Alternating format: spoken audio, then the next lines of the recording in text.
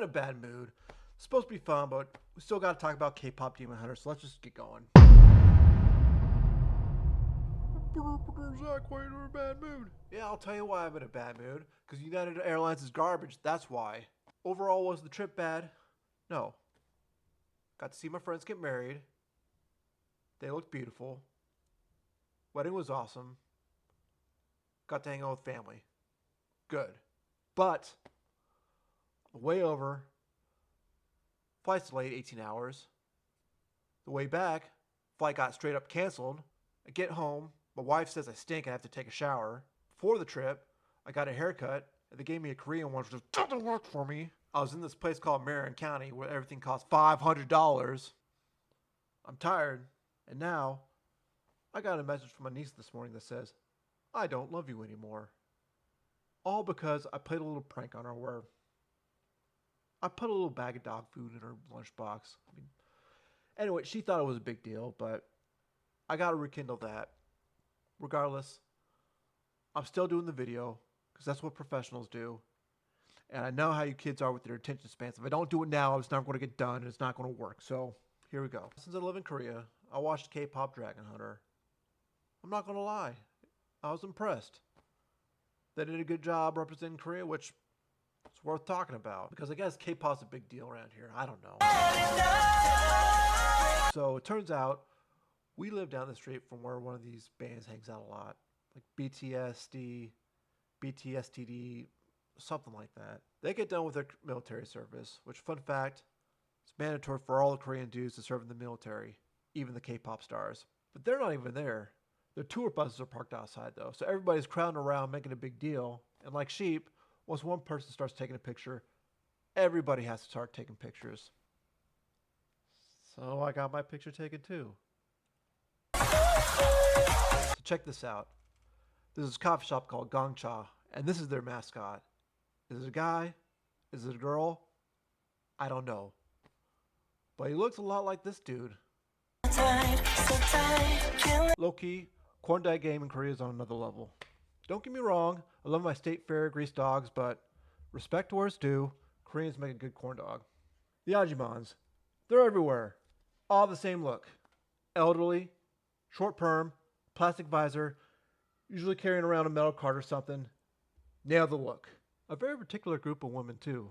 The other day, I'm walking my daughter through the square, and we come across an armory of them just munching on cucumbers. Not cucumber slices. Each one had a full-size cucumber in their hand just chomping away. Why? I don't know. Seriously, it's not that good. Cool shot. LED banners are everywhere in Seoul. The men's bathhouse. Get out of here. Wrong. Totally inaccurate.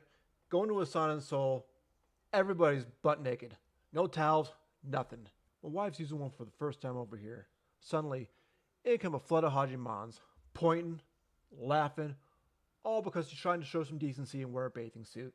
Meanwhile, they're butt naked, legs open, skin and bones, nothing to the imagination. Still traumatizes her to this day.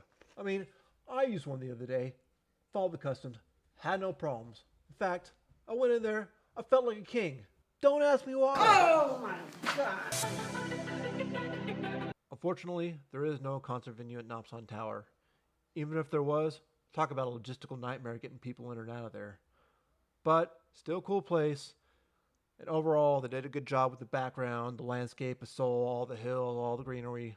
Looks good. Now, with all that said, is K-pop Vampire Hunter actually any good? Well, I want to take it a step further. It's the most important film of the year, if not the decade. Why stop there?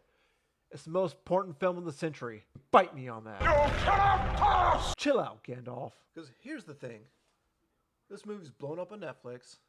Already has 2 special theatrical releases. Songs are everywhere. Kids are dressing up as Halloween.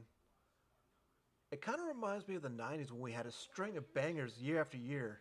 Little Mermaid, Beauty and Beast, Aladdin, Lion King, Pocahontas, which in my opinion gets a bad rap because, I mean, how do you follow the goal? All these movies were well written, had good animation, wholesome themes, and each of them had a banging soundtrack that even the adults got into. The guys were hunks, The girls were babes in a classic way, but I gotta say, in Dream Hunter, the dude struggled too much to like it. Really? But I digress. The point is, it's been a while since we had a move like this where people really rallied behind. I think the last time was probably Frozen back in 2013. And since then, it's been kind of downhill. As far as story elements concerned, the heroes are likable, relatable, have strengths, have weaknesses. The story knows when to be serious, when to pull back and have some fun. And most of all, it's not overbearing with its messaging either. It just lets the story speak for itself. As somebody with kids, I hope I see more of this. Just good old-fashioned storytelling without the agenda, without special messaging. Something that Hollywood used to do, and used to do well. Anyway, that's all I got for today. Like, comment, subscribe, buy my book, buy my other book. Is that it? Probably. Who cares? God bless. See you later.